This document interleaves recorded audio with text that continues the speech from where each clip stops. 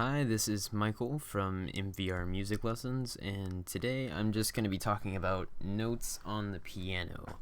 This is the first music theory lesson I'm going to do. It's going to be a really basic lesson. All I'm talking about is the white keys. My next video will probably be these black ones up here so that you can understand how that works. It's really simple. When music theory starts off, it's really easy. It sounds intimidating, but it's really simple. So first, we're going to start with just memorizing these white keys. And the reason I'm using a piano is because on a piano, if you play one note, like let's say you played this one, it's a G. Well, there's another G here. It's the same note, it's just an octave higher. And an octave just means it's higher pitched, but it's still the same note. This note would be higher pitched than this one, but it would still be a different note. It's an F. We're not going to get too into that right now. Right now we just need to memorize all these notes. But just know that the reason we're using a piano is because any other instrument you could play this note, and I'll just use this one again. We could play this note tons of different places depending on what instrument we use. Like if it was a guitar, you could play this in probably 3, maybe 4 different places depending on which G you're playing. If it was a higher one, you could probably play it in a few more places. So that's why I'm using a piano, because you can't really play that note anywhere else. It's a lot easier to understand, and a lot of music theory is easier to understand visually on a piano.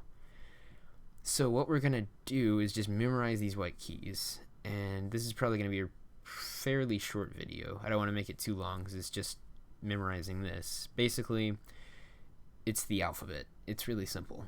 It's from A all the way through G, and then you restart. You never have an H or anything like that. That doesn't exist. It's A through G, and it just keeps repeating. It's really easy to memorize. If you could find and memorize one note on the keyboard, you could figure out the rest.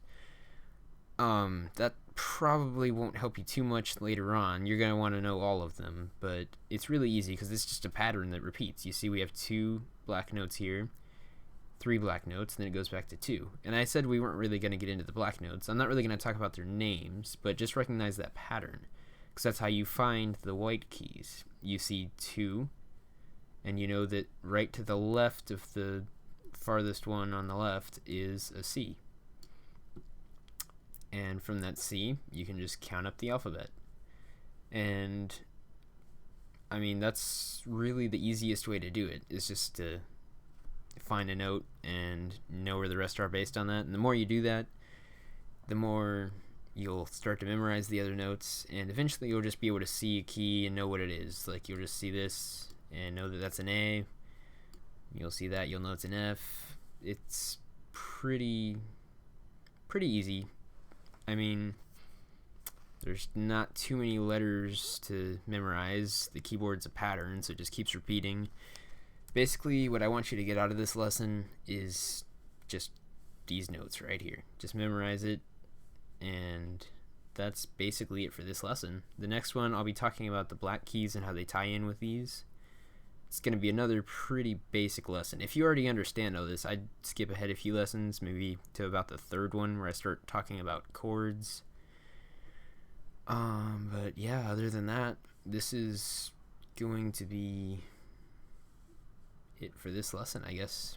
I will see you in the next lesson.